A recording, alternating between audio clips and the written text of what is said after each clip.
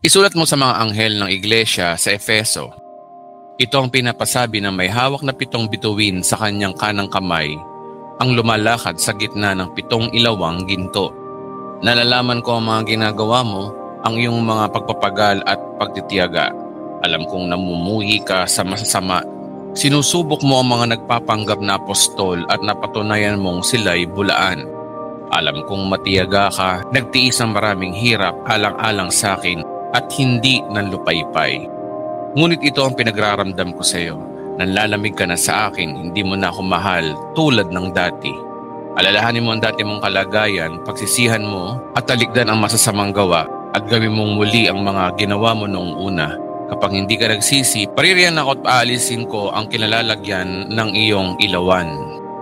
Ngunit ito naman ang napupuri ko sa iyo, kinapopotan mo ring tulad ko ang ginagawa ng mga Nicolaita. Kung may pandinig kayo, dinggin ninyo ang sinasabi ng Espiritu sa kanyang iglesia. Ang magtatagumpay ay ibibigay ko ang karapatang kumain ng bunga ng punong kahoy ng buhay na nasa halamanan ng Diyos.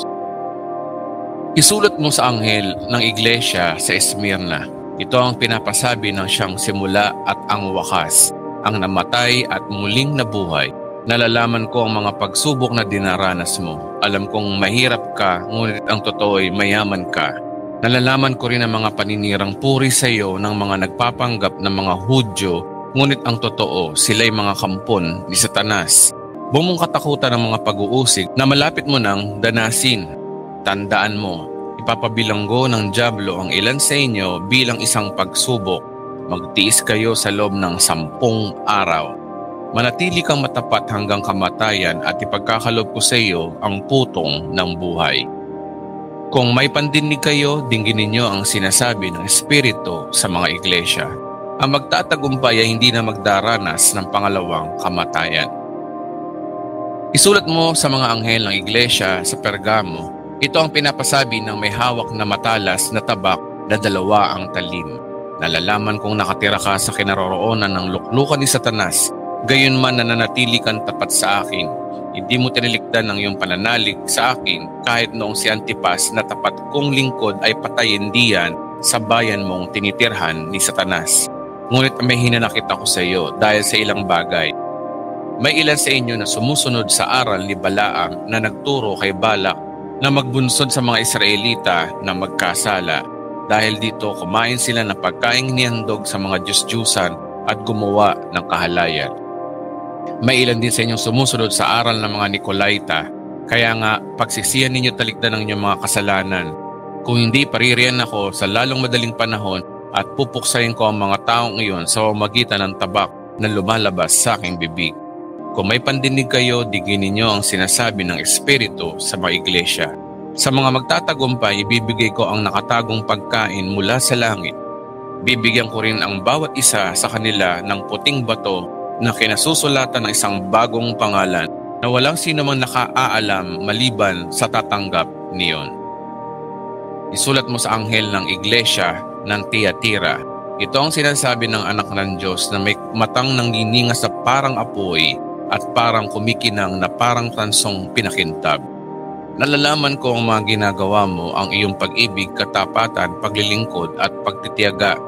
Nalalaman kong higit ka kaysa nung una ang ginagawa mo ngayon. Ngunit ito ang nasasabi ko laban sa iyo. Pinapayagan mo si Jezebel, ang babaeng nagpapanggap na sugo ng Diyos. Nililin lang niya ang aking mga lingkod. Binubulid sa kahalayan at inuudyo kang kumain ng pagkaing inihandog sa mga Diyos-Diyusan. Binigyan ko siya ng sapat na panahon upang pagsisiyan at talikdan ng mahalay na pamumuhay, ngunit ayaw niyang magbago. Pakinggan mo, mararatay siya sa higaan pati ang mga nakiapid sa kanya. Pagdarana sila ng matinding kahirapan kung hindi nila pagsisisihan ang kasamaang kanilang ginawa sa piling niya. Papatayon ko rin ang kanyang mga anak upang malaman ng mga iglesia na ako ang sumisiyasat sa puso at isip ng mga tao. Gagantihan ko ang bawat isa sa inyo ayon sa inyong mga gawa.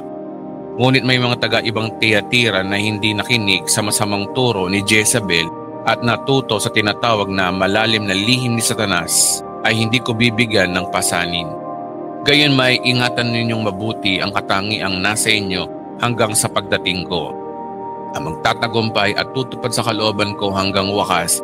Ibibigay ko ang pamahalang gaya ng tinanggap ko sa aking Ama, ang pamamahala sa mga bansa. Mamamahala siya sa pamamagitan ng kamay na bakal at dudurugin niya ang mga bansa gaya ng pagturog sa palayo. Ibibigay ko rin sa kanya ang tala sa umaga. Kung may pandinig kayo, dingginin niyo ang sinasabi ng Espiritu sa mga iglesia.